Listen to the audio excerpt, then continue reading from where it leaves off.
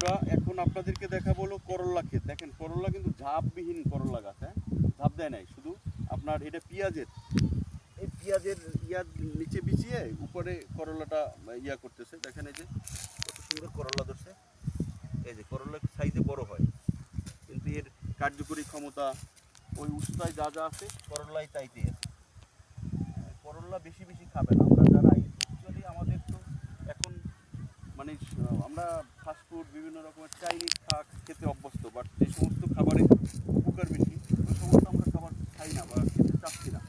আপনারা বেশি বেশি করল্লা খাবেন, শরীরের রোগ প্রতিরোধ ক্ষমতা বাড়বে, শরীরে ক্যালসিয়াম বাড়বে, পটাশিয়াম বাড়বে, বিভিন্ন রোগ থেকে আপনাকে রোগগুলো অ্যাটাক করতে পারবে না।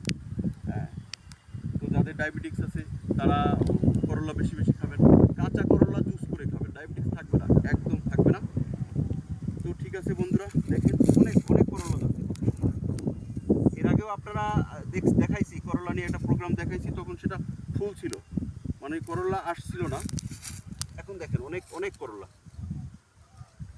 তো ঠিক আছে বন্ধুরা, ভালো থাকবেন, আমাদের পাশে থাকবেন, দোয়া করবেন। আসসালামু আলাইকুম।